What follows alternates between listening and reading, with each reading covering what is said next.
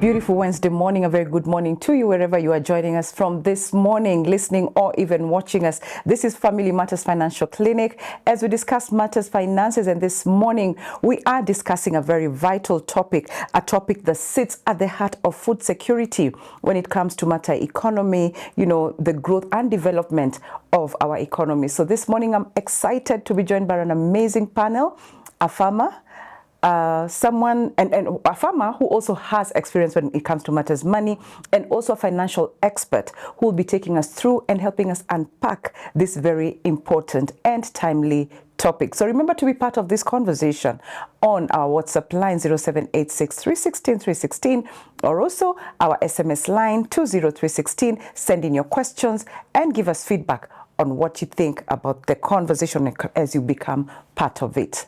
Gentlemen, karibuni sana. And thank you so much for making time to be here, to be part of this conversation. I'll start with you, Nathan, to introduce yourself. Thank you, Sally, for giving me this opportunity. My name is Nathan Sirengo. Right. I'm a farmer. I've done it for the lifetime thing that I've done. And also I'm a financial advisor. Right. I do finance. Okay. Thank you. Wow, what a balance right there, because today we're talking about making agribusiness profitable. So with you balancing being a farmer and also in money matters, then I'm sure we have the right person here, right? Karibu sana, Kevin. Thank you. Good morning. A very good morning. How have you been? Good. All is well? Yeah. Thank you. Thank you for having me. Kevin Shitsukane is my name. A financial advisor. Yeah. A minister of the gospel, a husband, and a father. Okay. And making people wealthy. Yes, and a friend to many. A farmer by faith. A farmer, no, not by faith, really. I actually also farm pigs and also maize. Oh, really? Oh, yes. What a beautiful coincidence to have farmers, two farmers and financial experts at the same time. Probably just to start us off, Kevin, then, for someone out there who's listening or watching and is not conversant with what agribusiness is, what is agribusiness? I would put it just in simple terms. Agribusiness is like convergence. Right. It's a convergence between agriculture and business. Yes. So it is agriculture business.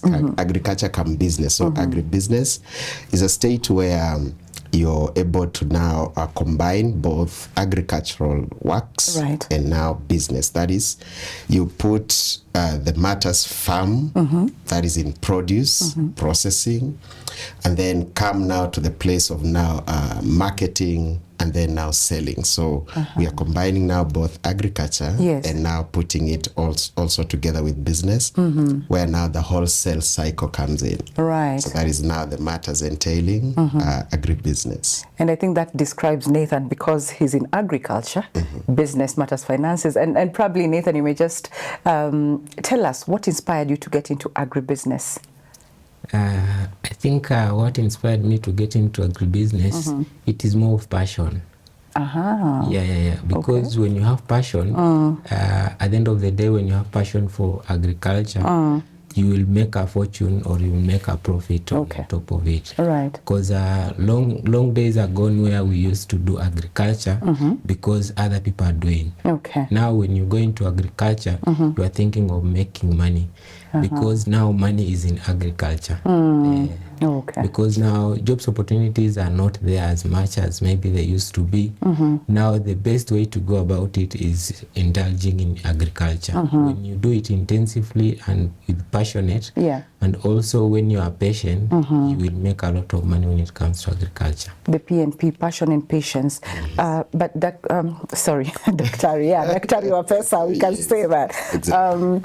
Kevin, when you look at what Nathan has talked about, passion.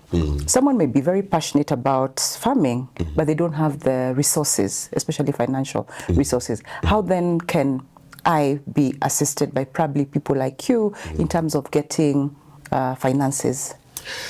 First of all, someone said everyone is actually a farmer.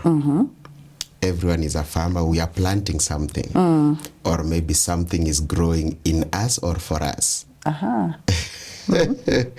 Jesus said something very interesting in the book of Matthew, chapter 13, verse 25. It says, an enemy has done this. Right. While men slept, he came and planted tares among the wheat, and he went his way. So the big question is, are we aware of what is growing in our farm? The farm, in this case, could be in our mind. Okay. Yeah, it begins there, by the way. Okay. Before even ever you're going to venture into farming, you've got to begin by having a mindset. Exactly what do I want to venture in matters now, agriculture. Okay. So you must now come before looking at maybe where do I get the finances or maybe the funding or whatever I'm going to look at.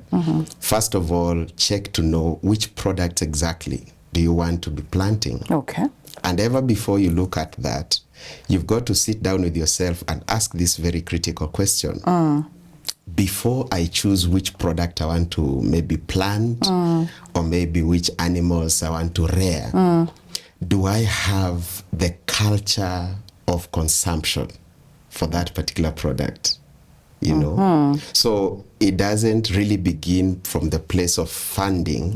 It begins from the place of now market research. And then look at now the culture consumption of that particular product. For instance, if maybe I'm going to venture into now agriculture, that then I want to have it as my source of business or income. And then I'm in Kenya, for example, and then I rear snakes. Or maybe crocodiles large scale. And I'm expecting to have it now produce for me very hefty business and profits and returns. At that particular point, yes, it may pay, maybe as one who goes to maybe look into business in terms of selling to hotels for seafood and stuff like that. But then it might take some time. So first of all, I have to come and sit down with myself and look at the culture. What do people really eat so much? Okay. What is the market activity? But isn't that on a higher scale? Because as you start, kama mkulima wa kawaida, subsistence, do you have to do all that? Because this passion, for example, like what Nathan is talking about, or even me, for example, I'm passionate about it, just as a mkulima mdogo, small scale. Okay. Is that where you start from? It cuts across, both for small scale farmers, for large scale farmers, even including chicken. Okay. Yeah, including rearing chicken, maybe eggs and whatever. You must know where is your market. You must know where is your market so that you come back and then now re-evaluate yourself so that now by the time you're planning, you have a cost at hand that this is how much it will cost me. Now, immediately you know how much it's going to cost you. Yes. Now you come back and now do a evaluation, reinventing, and then now sit down with yourself and say, this is the amount of money I need and maybe this is what I have at hand. So then come and see, do I outsource from where I sit? Because maybe the funding is not really enough. So I look for who else can help me. Is it and maybe who is that? And who can that be? For example, sometimes it's community.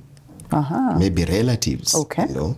You're like, I'm short of 30,000. I need now an addition so that I can get some fertilizer to add to what I have. Sometimes it would be maybe a small savings you've been having on M-Pesa, Mchanga, Mshwari, and stuff like that. Sometimes we call it money market. Maybe someone has been advised early before. They have had some money market funding and now it is time to withdraw that money and pump into the farming business. Circles. So SACCOs can as well work. Right. But then now with the SACCO, it's good actually if you have maybe built it for overtimes. Okay. So that then now you can borrow maybe like 3 times. Most SACCOs actually, they give you 3 times of borrowing. Okay. So that then now you're able to revamp the business plan. Great. You've mentioned something about checking the crops probably, or whatever you want to deal in. It could be poultry, it could be, the beef industry, something like that, Nathan. For you, how did you, first of all, what do you farm? What is your specialization, if at all you have? Sure. I'm a coffee farmer, and also I do poultry. I also do, I rear cattle. Wow. And also I have some pigs. Coffee? Yes. Okay. So what drove you to that? Why did you pick those and not any other? Like you were saying, it's about the checking, the products, and you call it consumption, culture consumption. Yes. I think this one I got it from my dad, because my dad is a farmer, and where I come from we are many. And then we are 9 of us, let me say. Wow. We are 9 of us. And then my dad was a doctor, but he resigned long time ago. Retired, yes. Before even we started going to school. So being a coffee farmer, I don't think we have never lacked school fees at our home. He has been in a position to take us to school because of that coffee. So when I saw that coffee can really pay, I also indulged in coffee farming. Right. So it is something that I saw in my dad, and now then I started now to better up, because the way they are doing it nowadays, we have technology. You can be in a position to find out which pesticides will work better, which is the best market, then that one will work much more better. I like that aspect you're bringing in, technology. Yes. What kind of, could you probably give us examples, and any other farmer or, an upcoming farmer who's listening? There is some mobile apps that will be in a position maybe to monitor the weather, to monitor what is happening. So when you use those apps, you can be in a position to tell which kind of a disease that is maybe affecting your coffee. Right. And then you can Google which kind of pesticides will you be in a position to maybe use. And also there is some NGOs that are around. Most of them, they come around to train farmers on how to go about it. So most of the time when you hear that those trainings are around, you have to join and learn, because I also realize that many people don't have information. Absolutely. They want to get profit, but they don't want to put in money. You don't want to invest in knowledge. Yes. You have to invest in your head. My boss once said that whoever invests in his head, he will never be empty in his pockets. Correct. That's true. That's true. So you have to invest in your head, and those things, other things will follow. You will never be broke when you have information. Absolutely. We've talked about funding, Nathan, and probably someone may want to know, as much as you had passion for this, and there's also your family is in the line of farming, how did you access funding? Or was it, like you were saying, community, family, boost? How did you get yours? There is this NGO, I don't know if I'm in a position to mention it or... Yeah, you can. There is an organization called FIPS Africa. They always give those kind of funds. They come and train farmers. Sometimes they even give you seedlings or what. So it is you now to position yourself on how you can get those kind of information. Right. Because most of them, they come within the village, and now many people don't go for that kind of maybe empowerment. Okay. So when you hear that they're around doing empowerment, you have to go there, because they also supply farm inputs. So it is you now to go there. Okay. Yes. Fantastic. Back to you, Dr. Mani, because sasa tumesema ni daktari tena. What makes agribusiness probably viable or even risky as an investment? First of all, it depends with the expectation of the farmer first. Okay. Looking into what do you want just before you venture into it. Right. And this brings you to a place where before you make that step, look at also risks. The risks before you start the journey. Part of it is, first of all, check what kind of effects happen to maybe such product you're going to plant. Right. Or maybe which animals you're going to rear. Because now in agriculture we go both livestock and crops. And so with all that, you must first of all check maybe what kind of diseases affect the animals you have. Maybe like chicken. Do you know some of the diseases that happen as risks that are going to affect it, like Nathan would say? Maybe there is I love this name. I usually laugh at it every time I talk about it. Like now the ones that affect chicken, There are usually two, the Newcastle and this one I love so much. I don't know why. It's called a Gumboro. So that one is a good name. But then now looking at the risks in the place, we look at it now, what kind of, maybe even like tomatoes, for example, or maybe like onions, like fruits, whatever kind. Do you know which diseases affect these particular crops? Yeah. And now check what are the viable ways to protect. Prevention, they say it's better than cure. So how can we then be able to now look at the viable prevention measures just before we venture into it? Okay. And then another thing to look at is the aspect of diversification. Okay. So that we are able to now avoid a state where now we are going to now start treating the problem when it has already landed. So then that we usually consider to advise our farmers and, looking at it both small scale and large scale. Yeah. Can we then begin to improvise in our farms some things like now farm rotational cropping or rotational planting. Right. And then another thing is invest into what you call agro-consulting. Agro-consulting at this point in time is invest in knowledge, consult professionals. Okay. People who are now well vested in this particular knowledge that are able to now educate you that these are the climatic conditions and these are the things to avoid at this particular time of your planting, your processing, and now you're selling out into the market. Okay. Then another viable plan or factor to consider is check your market stability. Okay. Check the market stability, and that also risky comes in a way that now then you also need to be very sensitive, whereby you are going to now also identify a problem in the market, because if then you're not going to identify that problem, someone else might come in. So as we are going to now give these particular services on time as ones who are avoiding the risk, we are also sensitive to note that there is a problem we are going to answer in that particular market. So we are using two different stones.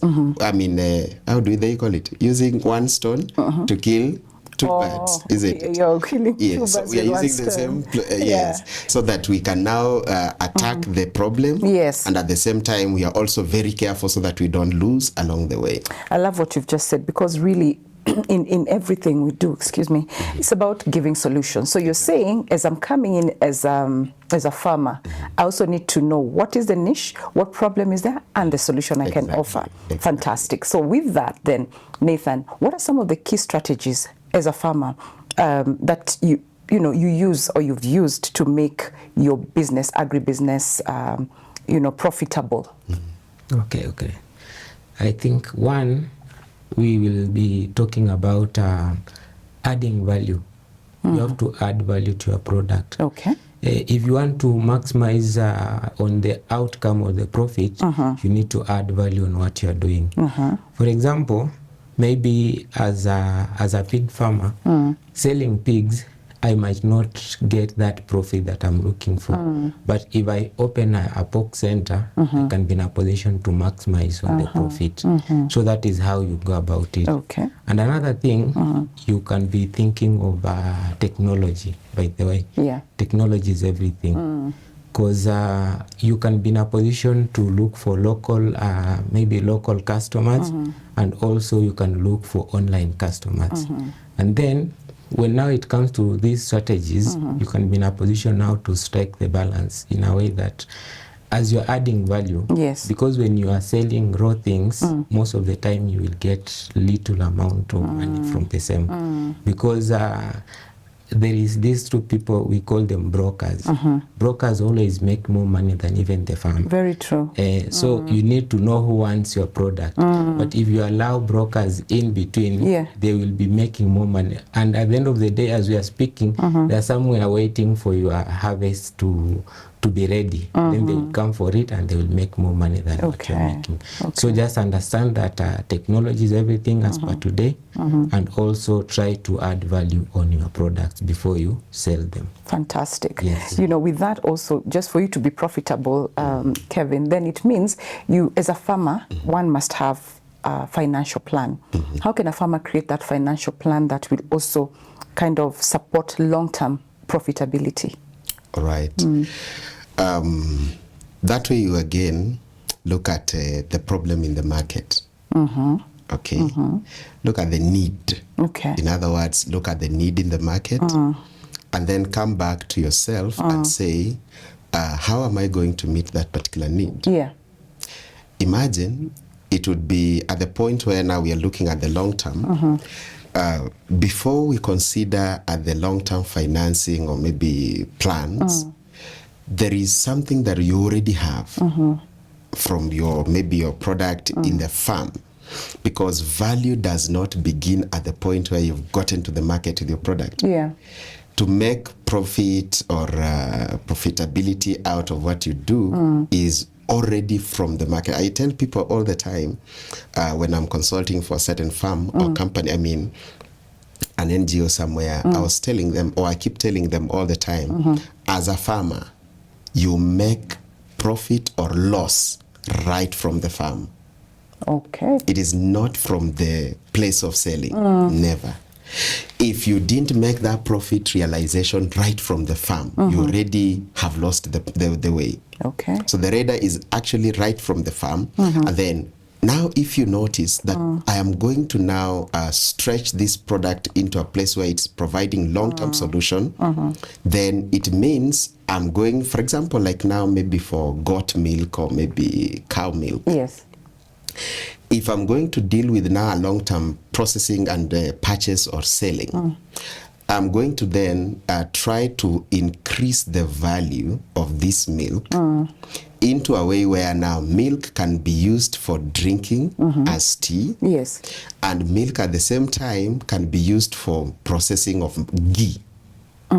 It can be used on processing of maybe yogurt.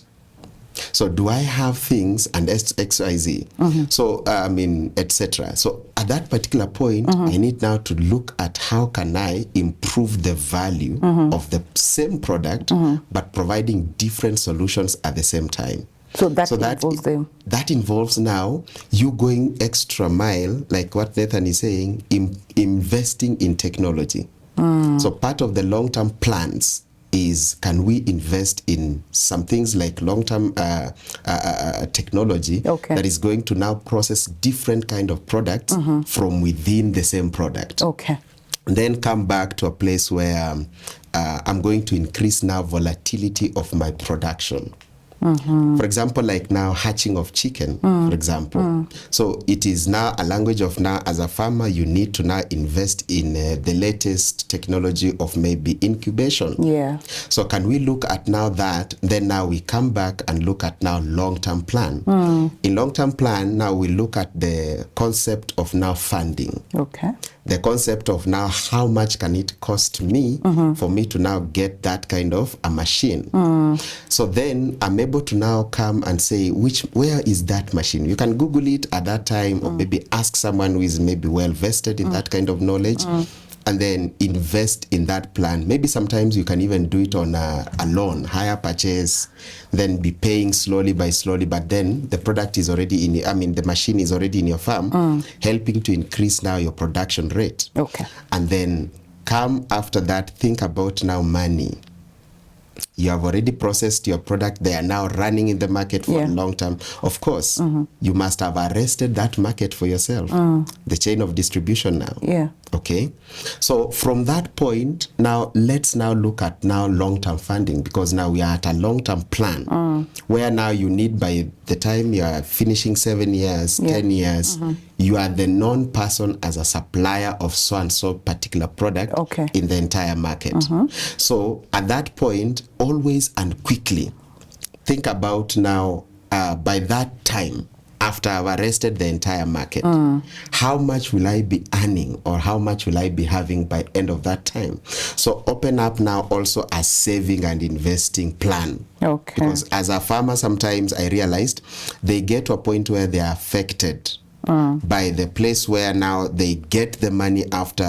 I tell people all the time, like I was telling them the other day, it is not how much you get, it is what you do with what you got that matters at that time. So the whole difference is at the point where now after you get this particular plan, do you also have a long-term investing plan? Okay. Should any opportunity rise, what is it you will do at that particular time? Exactly. Awesome.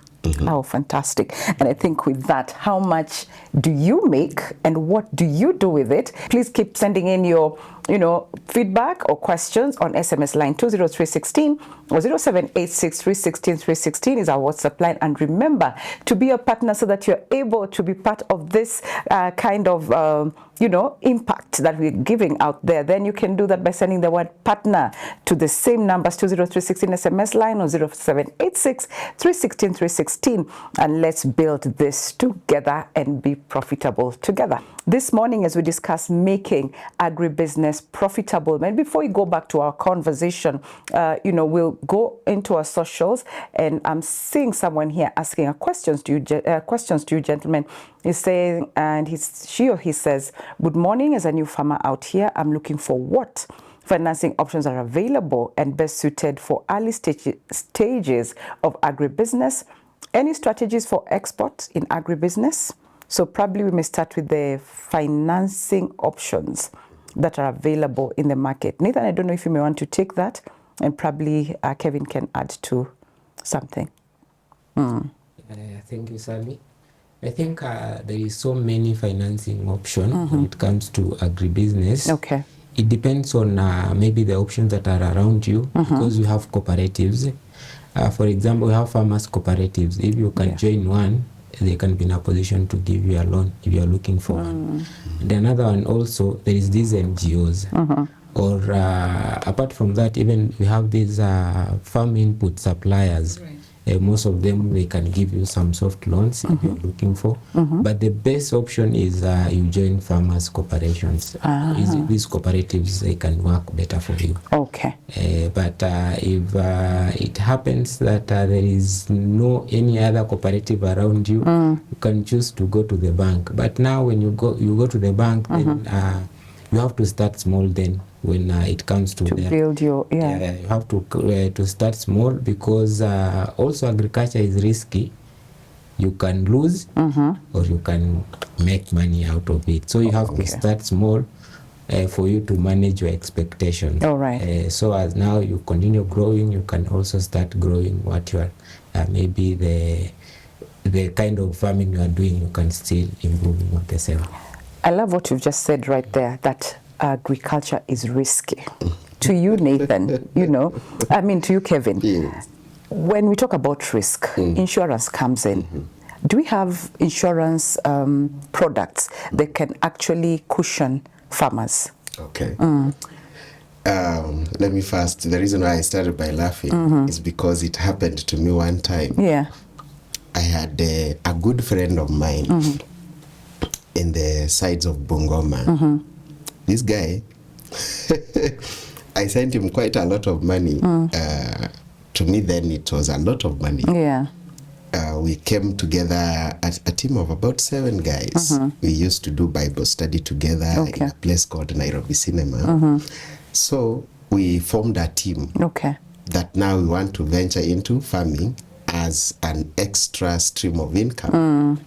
So we collected money from each other, XYZ amount, and then we put that money together and we sent this guy. Yeah. And what we wanted to venture in was actually ground nuts. Ground nuts is njugu. Njugu. Yeah. So we did 3 acres of ground nuts business plan. So the man who used to be a very good friend of mine suddenly disappeared after the harvest. So we tend to have lost that business. So I ended up remaining to pay off these guys, because now I am now in a big debt, because I am the guarantor of the time. Oh, wow. I'm the reason why we sent the money to that guy, and the guy disappeared. So it's over quite some years now, almost 18 years or so. Okay. So with all that, that's where now Nathan is saying business or farming is also risky. So you look at, before you venture into that plan, give it what you are ready to lose. Before you even ever think of now which insurance plan can maybe cushion you there. Give it now as what you are doing, as you're investing in any other, like in any other business. Can you invest into it what you are ready to lose? And if you are ready to lose, because again, if you are not a risk taker, you cannot. It's not for the faint-hearted. It's not for the faint-hearted. Okay. You must be strong and bold enough so that you step into it. Wet your feet, and you'll find your way going. Okay. Of course, believe God first, but then now, as you do whatever you're doing, have another plan that is now liquidative enough in an insurance plan that is able to cushion you or to bring you back to your original position, financial position, should you lose that particular amount of money. All right. Exactly.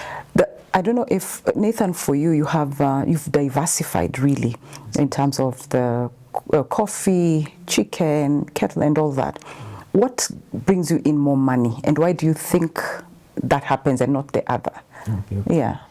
I think what brings me more money is what Kevin has already mentioned, groundnuts. Oh, you also do groundnuts? I do groundnuts. Okay. I'm a maize farmer, so I plant twice a year. After maize, I always put in groundnuts. With groundnuts, you can make some crazy profits. Okay. Yes. Because if you do it literally, maybe around Nairobi, 1 kg of groundnut, it's going around between 600 to 800. Right. So when you compare with now maize, maize at 1 kg, you can be selling it at 90 bob. So when you compare groundnuts and maybe maize, you will make more money in groundnuts than maize. Okay. And also, before you start growing groundnuts, find out that if the soil, the type of soil that you want to use, it supports groundnuts growth. Right. Because not all soil can support. Okay. Yes. All right. There's something that was in today's paper, Kevin, and it talks about the multi-billion meat industry in Kajiado. And they're actually asking people to invest there. If they're saying, actually, do you have a spare or a coin to spare? Then go into that kind of investment. What would be some of the things, probably this morning, someone who's seen this and they want to invest there, what advice would you give them first? First, exercise, much as, of course, it is a safe market to invest in. But then as you're doing that, also check what is your expectation out of it. Right. What are you expecting to get? Not just to venture in because it has been said, let's now put into this multi-billion plan. Because sometimes you can jump into it and then it wasn't meant for you. Right. Okay. So take a portion of it and invest into that plan, but then be risk conscious. Okay. Yeah, be risk conscious as you put that money. And then number two, also look at, of course, there is an established market that maybe it is an abroad market or diaspora market that they are going to maybe provide solution about.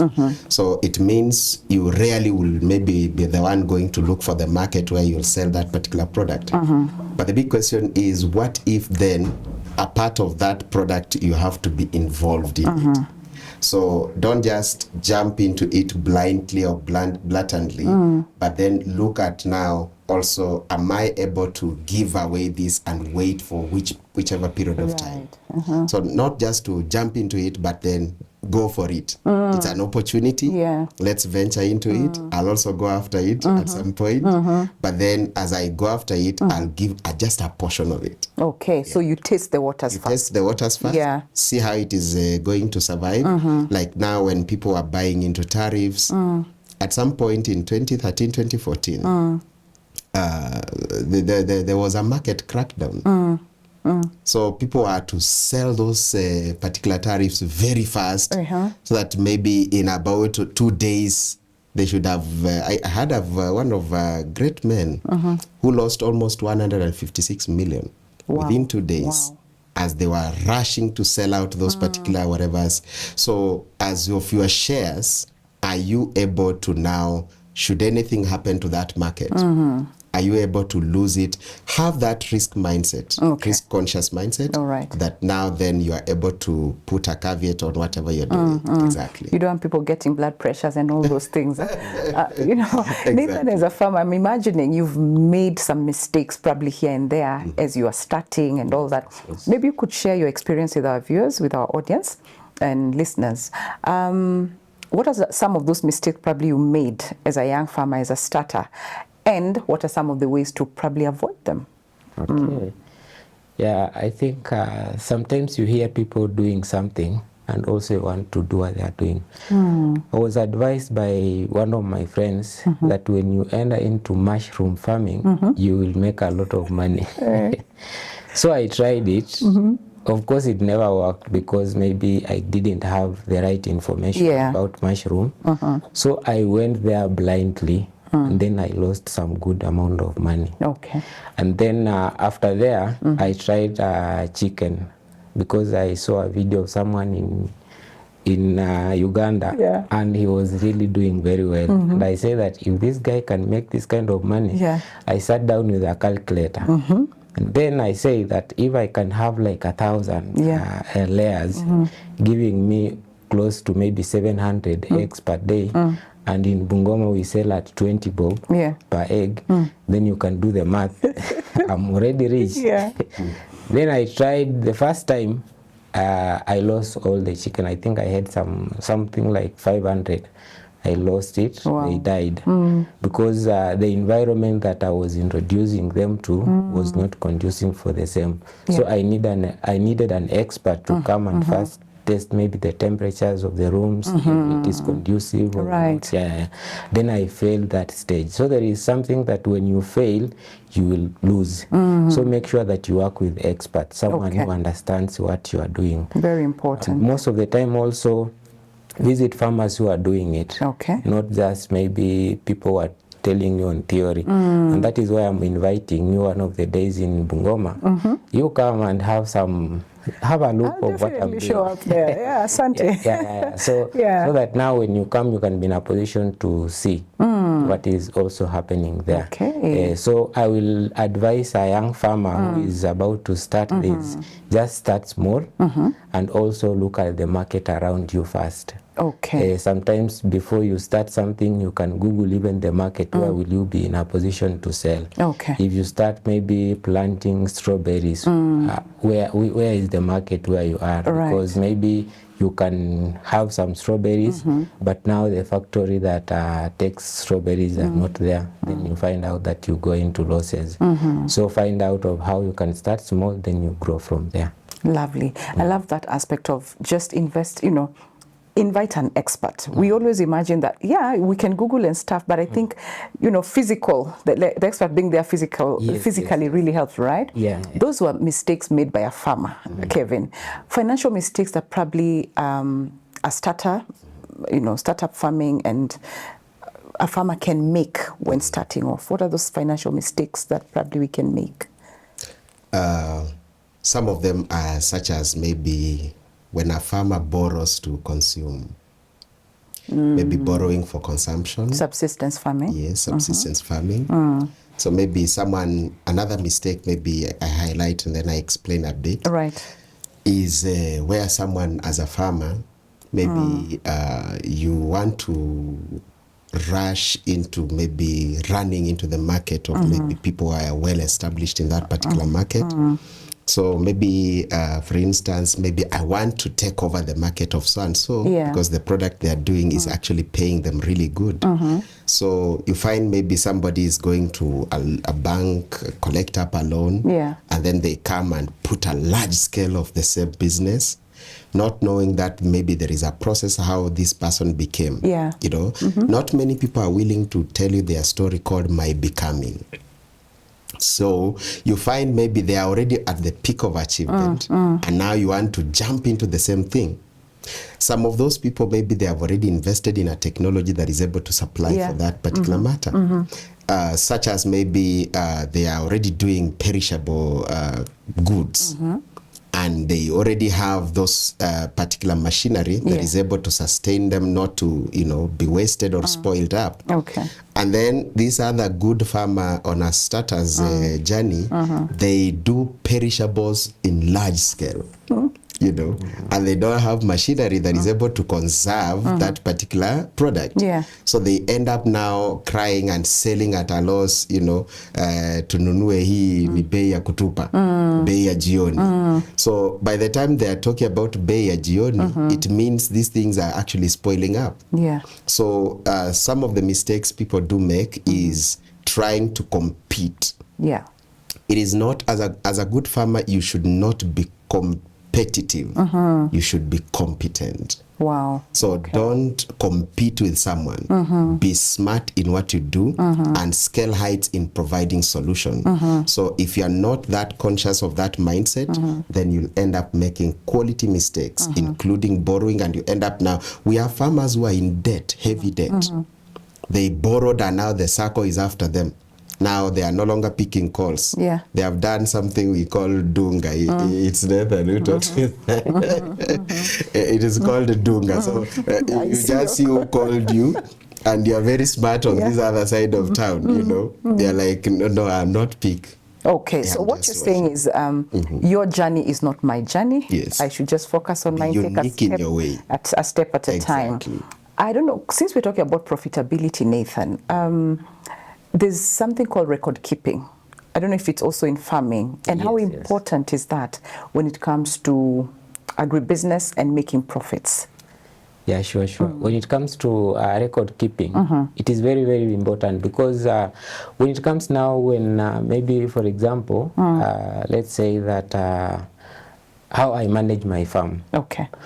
The way I manage my farm, I make sure that every expenses of the farm, it is recorded from the seed up to where I will be selling my product. Okay. So I will know that I have invested this much on this, so that when I'm selling, I know if I'm making a profit or I'm making a loss. Yeah. And also I will make sure that my family expenses is not part of the expenses of my farm. Yeah. Because most of us, we might you are doing agriculture, and also you are eating from the same. So you don't know if you are making a profit or you are making a loss. Okay. So it is good to keep record, mostly financial records. And also when you do financial records, you will know if maybe, let me use an example of I'm a coffee farmer. Yes. So when I'm doing those records of coffee, I know in the beginning of the year, I need to plow, I need to add some fertilizer, I need to do some sprays on the berries. Okay. So at the end of the day, for me, when it comes now to the time when I will be paid back, I will know how much I've spent on that farm. Yeah. People that I will employ to pick those berries and everything, I will be paying them on because we do it twice per week at some point. So now I have to know how much have I paid these people, so that when I'm paid at the end, I will know how much I spent on the farm and how much profit that I realized on the farm. And that one will also help me to be in a position to invest that money. Because you can be a farmer for a long period of time, but you are just a poor farmer who is going through the system, because others are doing it, so you are also doing it. When they ask, where are farmers here, you will also stand. But you're not making a meaningful living out of that farming. So when you use those record keeping, you'll be in a position to know if you are making a profit or you are making a loss. It should come a time when you will say, while I was doing poultry, this is how much money I realized as a profit from this poultry. Because you have the records and there is somewhere you are putting that money. Okay. And you have to separate. If this is the money for poultry, this is the money for coffee, this is the money for this and this and this. So that at the end of the day, you know which one is more profitable. So when you know which one is more profitable, you'll be in a position now to plow more money there. And also when it comes to reinvestment, don't reinvest each and every coin that you are getting. Okay. Because if something happens, then you have nothing. You have nothing now to stand with you. So every time you get some profits, you put something aside. Okay. Yes. Wow. Lovely. Great advice. Great tip right there from, you know, a farmer who is doing well. You said there's those ones who, when farmers are counted, they also stand. Okay. Kevin, as we wind up the show, because I think we have like under 3 minutes or so from my director, then financial reviews. How important or how often should farmers review their finances? Right. Maybe at that point I can say exercise 3 R's. The 3 R's is number 1, do what you call re-evaluation. Okay. Number 2, do what you call refinancing planning. That includes now the record keeping and the now review of the record keeping. Yeah. And then number 3, do what you call reinventing. Okay. So every time you are going to now see or realize the profitability of your business, agribusiness, you must then check through and through from the end product, from right from the place of planting, right from the place of now processing, from the place of starting up to the place of now the consumer. At that point, check around how much will you have spent, how much is your earnings, and then let your business run independently from you, so that you as a farmer, you're also earning from that business. Not that now as I'm the owner, I must control everything. So including now, you must have also someone who helps you in terms of now professional management on your finances, that you are able to now realize profit in every day of your life. Either way, I would say like this, ukulima sio ushamba. Whoa. Exactly. Fantastic. An amazing, amazing place to finish. Thank you so much, gentlemen, for just making time and helping us unpack this topic of making agribusiness profitable. Asanteni sana kwa kuja. And you've been told right here by the experts that ukulima sio ushamba. Okay? So remember that just being that in that farm, wearing those gumboots and being there, you can actually make some great profits, some great income right there, and, you know, sustain your life. Thank you so much for being part of this conversation. Thank you so much for your feedback. And also, thank you so much to our partners for ensuring that we are bringing you such amazing, informative, impactful content. If it was not for you, then we'd not be able to be here, not just today, but for the last 26 years. And we want to say a very big thank you to you. And even as we end the show and you want to be part of this amazing community, you can send the word partner, as I had said earlier, to 20316, SMS line, or 0786316316. That is our WhatsApp line. And also, if you want to support us, hold our hands, and help us keep bringing you amazing content, you can do that by sending whatever support you may have on paybill number 316316. The account number shall be your telephone number. And for those who are with the cooperative bank, then this is the point that you can send in your contribution to our cooperative bank. The account number is 0113 6000 799 and the account number is TBN Family Media. God bless you as you even purpose to give, as you even purpose to support this noble cause. We'll see you again tomorrow on Matters Relationship, and this time we'll be talking about Thanksgiving. What are you grateful for? Engage me tomorrow on that conversation. See you. Until then, God bless you and keep you. Bye for now.